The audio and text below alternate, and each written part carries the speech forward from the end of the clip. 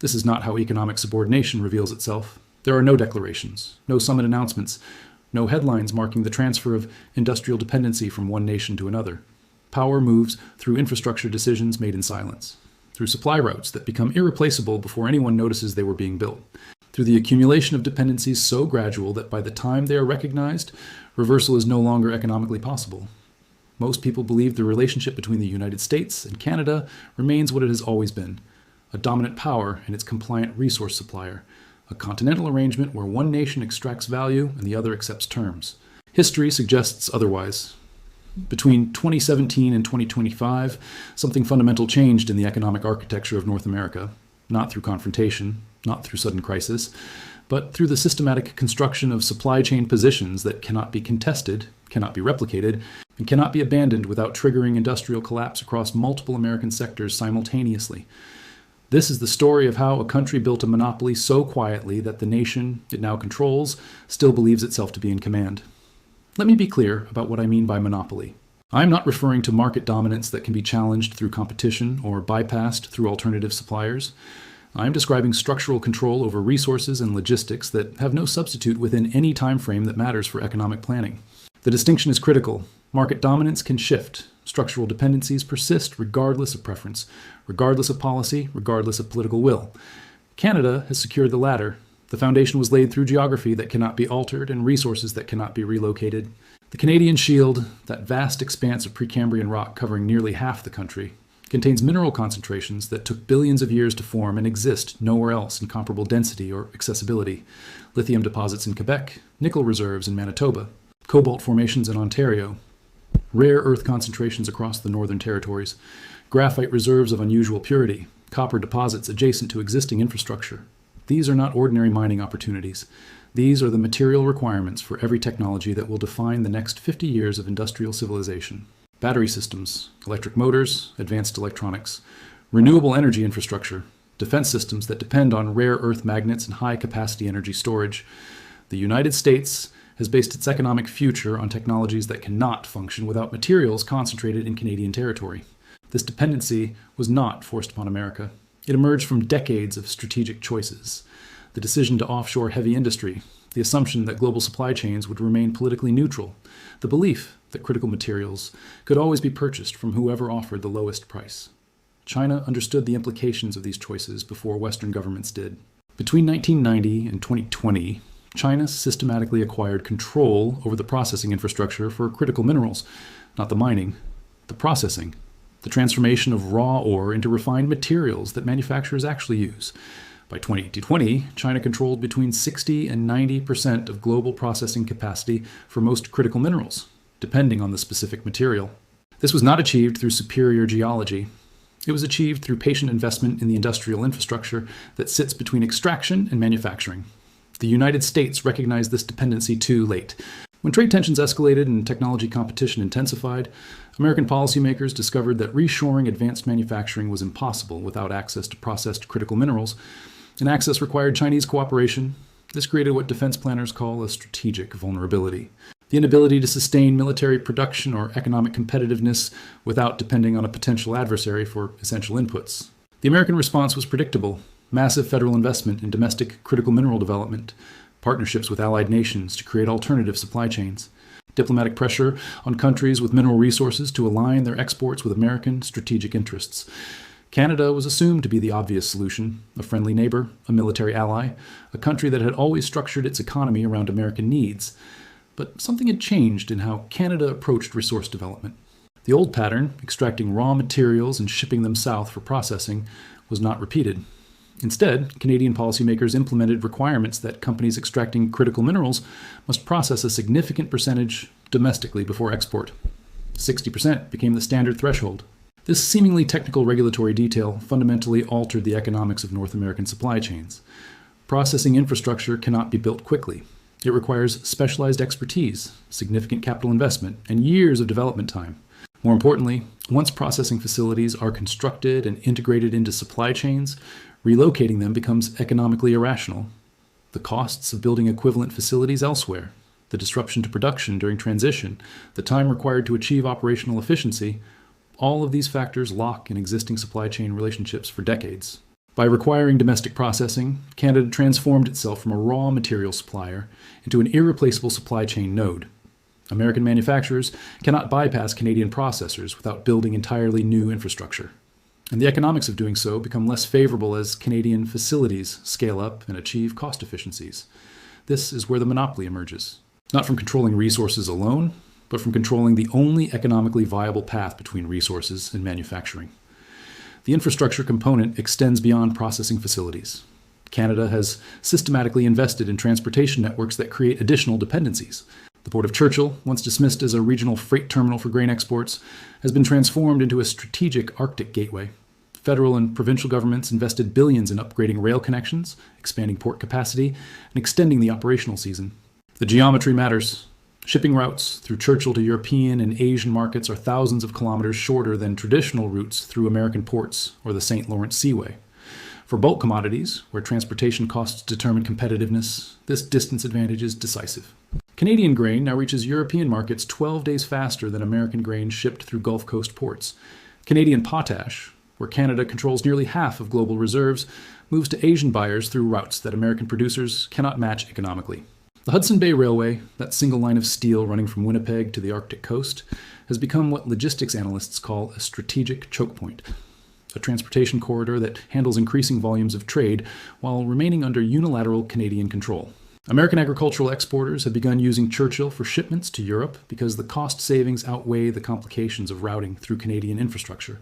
This creates the most dangerous form of dependency, the kind that emerges from economic logic rather than political coercion. Dependencies chosen freely are more difficult to break than dependencies imposed by force. There is no justification for the political cost of disentangling when their relationship appears to be mutually beneficial. But mutual benefit does not mean equal leverage. The party that controls infrastructure that cannot be economically replicated holds structural advantages that compound over time. Let me walk through how this operates in practice using energy markets as the most visible example. Canada supplies approximately 4.3 million barrels of oil per day to the United States. This represents the single largest source of American oil imports, more than Saudi Arabia, more than all other foreign suppliers combined. The standard analysis treats this as evidence of American leverage. The assumption is that Canada needs to sell oil more than America needs to buy it, that market access to American refineries gives the United States negotiating power over Canadian energy policy. This analysis is structurally backward. American refineries in the Midwest and Gulf Coast are specifically designed to process heavy crude oil. The complex refining equipment, the specialized catalysts, the entire production process is optimized for the chemical properties of heavy Canadian crude.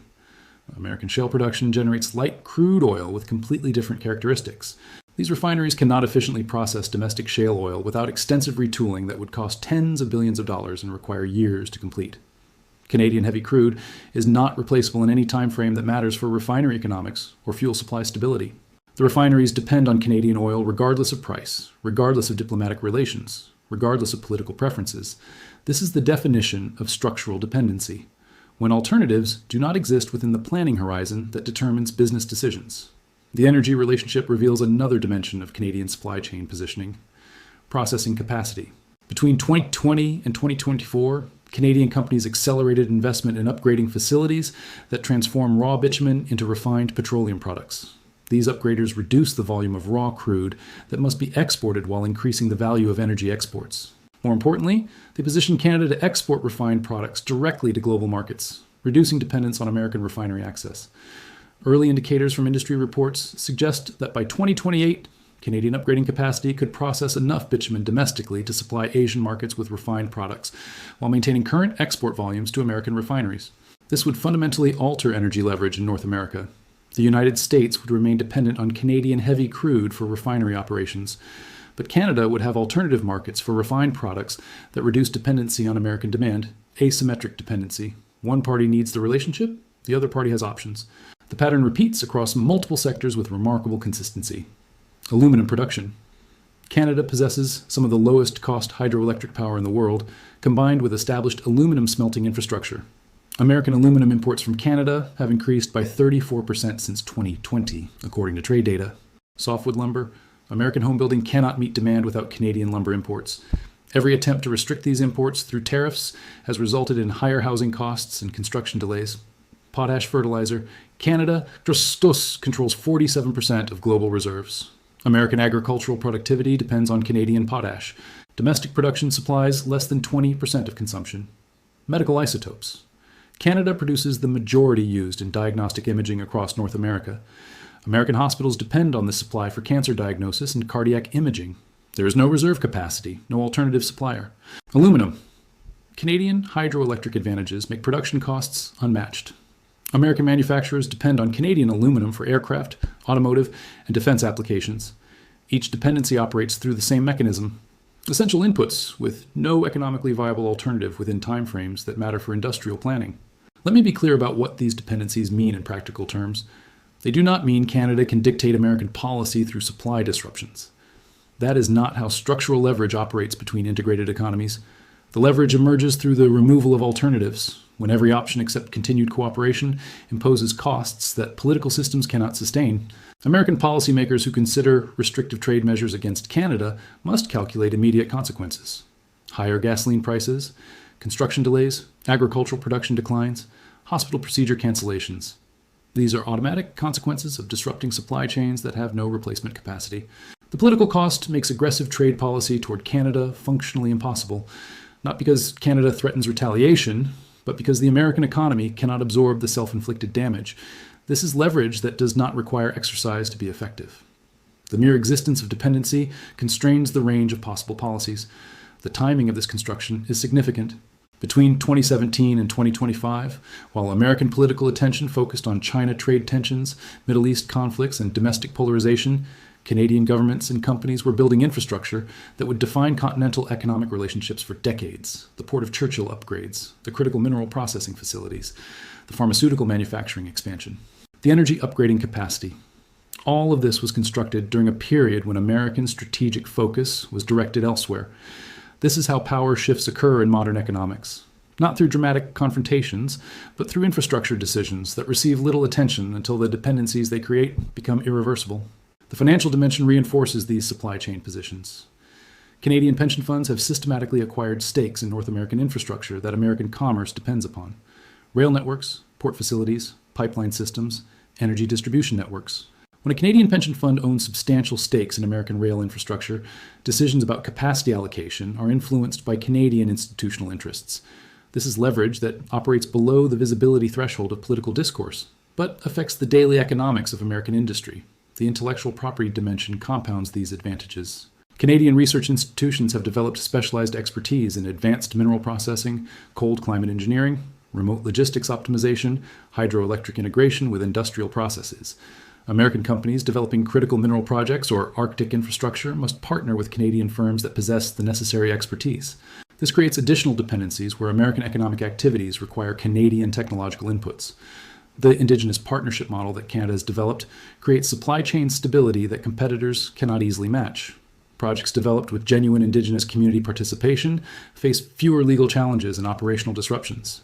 International investors increasingly view Indigenous partnership not as compliance burden, but as risk mitigation advantage. Canadian projects attract capital that might otherwise flow to jurisdictions with lower costs, but higher political risks. This is competitive advantage that emerges from social innovation rather than geological luck. The climate change factor accelerates all of these dynamics. As extreme weather becomes more frequent, supply chain resilience becomes more valuable than efficiency. Canadian infrastructure benefits from geographic factors that reduce climate vulnerability. Northern locations face fewer extreme heat events. Abundant freshwater buffers, drought risks. Dispersed population centers reduce concentration risks from coastal flooding. According to early indicators from logistics studies, companies are beginning to weight climate resilience more heavily in supply chain decisions. Canadian infrastructure advantages compound as climate impacts intensify.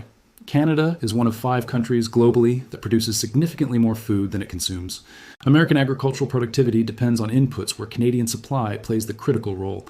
Canadian agricultural exports increasingly bypass American ports, using Churchill to reach global markets directly. This reduces Canadian dependence on American logistics, while American agriculture remains dependent on Canadian inputs. The pattern is consistent. Canadian economic strategy systematically reduces dependencies on American systems, while American economic activity becomes increasingly dependent on Canadian supply chains. Why did American policymakers allow these dependencies to develop? The answer is not conspiracy or incompetence. It is the natural consequence of how modern economies evolve when short-term efficiency is prioritized over long-term strategic resilience. For decades, American economic policy organized around maximizing efficiency and minimizing costs.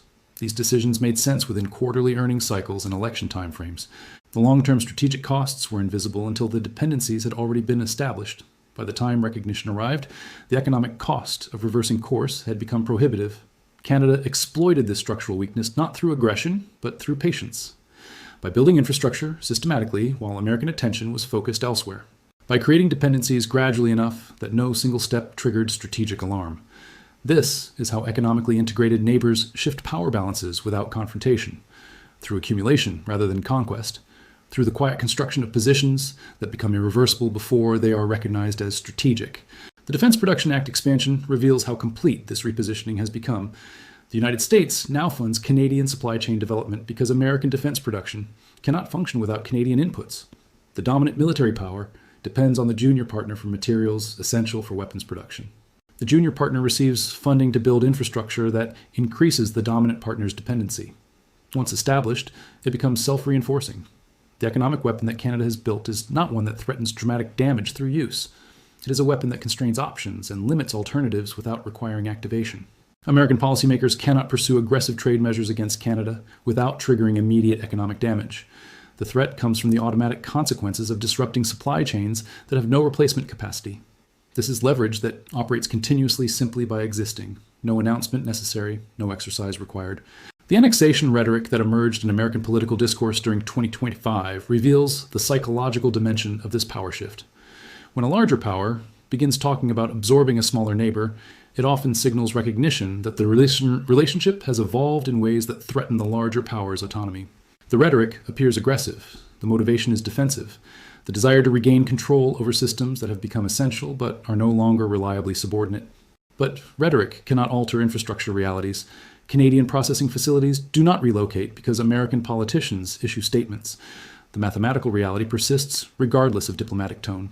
The dependencies I have described are not static. They are expanding as Canadian infrastructure investments continue and American alternatives remain economically non-viable. Critical mineral processing capacity under construction in Quebec will increase Canadian control over battery supply chains. Churchill port expansions will handle increasing volumes of trade that bypass American logistics. Pharmaceutical manufacturing facilities will supply growing percentages of American medication consumption. Each trend deepens existing dependencies while creating new ones. The trajectory is clear. This does not mean Canadian dominance in any traditional sense. It means mutual dependency with asymmetric leverage. The United States remains the larger economy, the larger market, the larger military force. But size does not determine leverage when the larger party depends on systems controlled by the smaller party.